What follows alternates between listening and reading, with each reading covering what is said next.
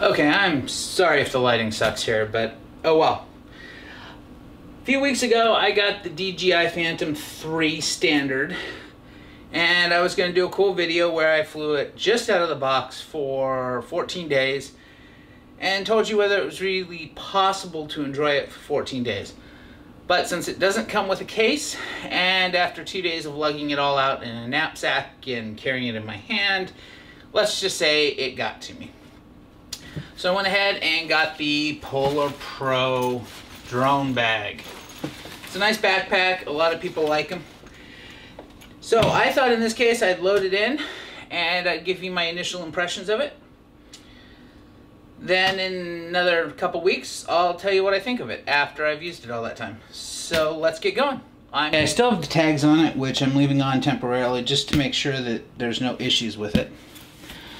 It comes with some nice pockets. I do like these because you can put your drink bottle or whatever you're going to need to travel with. The side pockets are also nice. They're the same on both sides, so I'm not going to show them to you. So that's nice. I'm going to start off by packing this thing, and I think in the side pockets, I'm just going to put the little tools that come with it. Those are nice junk bags, so if you have any cords or anything you want to carry for a long, if you're going overnight, it's great. You can pack them in there. You have a nice front pocket here. And you can watch reviews online about these things, and that'll hold a nice tablet or laptop. It's even got another tablet thing, so you can carry your laptop and your tablet for flying with. That's a nice feature. I'm using my tablet right now, so it's not going to go in there either. But the real brainchild of this is this back part, and this is the real reason I liked it. One of the things I find with a lot of backpacks is that you have to flip them over, and you actually have to put them like this, unzip them and get into it. Then, after you're ready to leave and you've packed, you flip it back over, and it's covered in dirt. This really sucks, by the way, when that happens. So they've actually done something nice on Polar Pro, and that is this. They've designed it so you compartment. That is nice. So I'm going to go ahead and put my propellers. I'm going to flip the bag around so you can see better. So I'm going to go ahead and put the propellers right up here in the upper pocket. Don't know if that'll stay. I always think of organization as a dynamic thing versus a stationary thing. You're always going to want to change how you pack based on what you're doing and where you're going. Now we have some things that come with it. They sent them. These are for the propellers. When you take them off, you got propeller guards. Also something for your combination lock.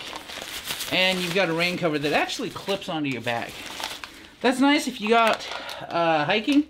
You start getting rained on, you can toss it on, protect the bag, protect the drone a little bit more. For now, that'll just go. So I guess the first thing to do is, get the drone up here and get the propellers off. Now this is the one thing that I find with most bags that a lot of people were complaining about. And that is, it seems like having to put the propellers on every time is really inconvenient.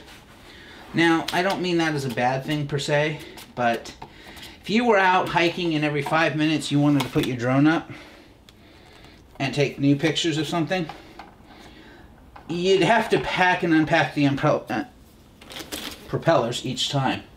So that's not always the best thing. So I'm going to go ahead and put them up here. And in this case, I'm going to put them up loose. I really do try to keep, I have other quadcopters, I try to keep the propellers I'm using separate when I remove them so I can put them back on and I don't mix and match. Now a lot of people show a number of ways to do this, but these come with these little caps. So, and I was thinking I was going to 3D print these, but they're real basic. They just go over your motors, which keeps your metal part there from actually wearing through the pack. So that's one of those other nice things. So many times you get stuff and there's that one item you need to get.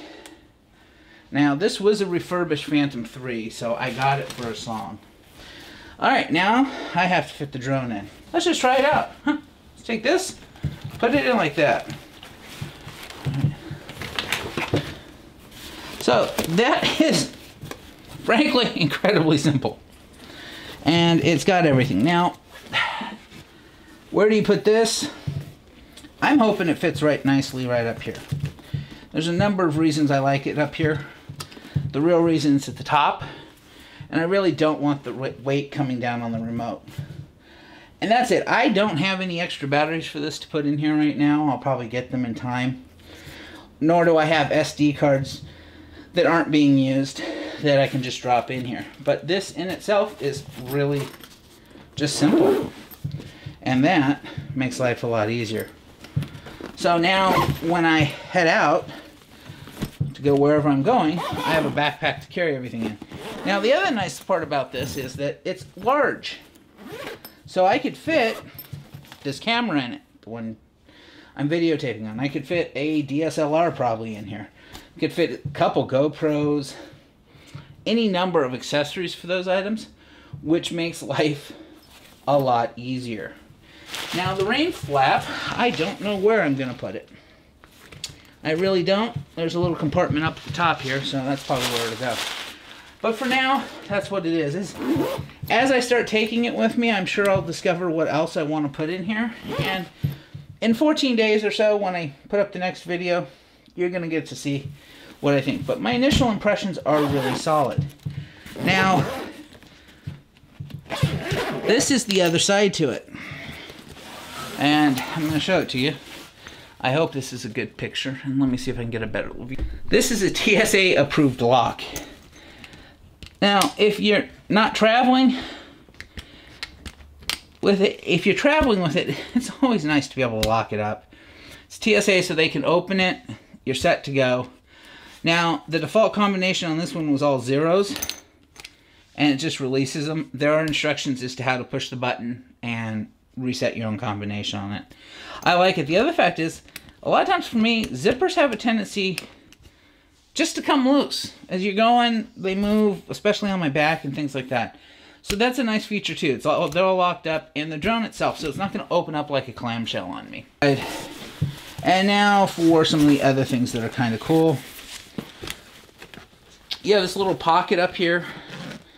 I truthfully don't know what anyone intends this to be used for. On that note, since it's small, compact, and rides on the top of the bag, I'm just going to stuff the rainfly in there. Which is perfect. It's a nice pack. Now, it does have your nice sternum strap here, along with a waist strap, which will help if you're going on any long hikes, help keep it there. The outside pockets, once again, great if you want to bring water bottles or anything with you. I wouldn't pack the water inside the bag itself, but if I needed to, I'd go ahead and put something on the outside. The other nice part about this is the fact that it comes equipped to support you carrying other camera gear, like a tripod. You slide the end of the tripod in here, you tag this on up here, and you now can carry a tripod with you.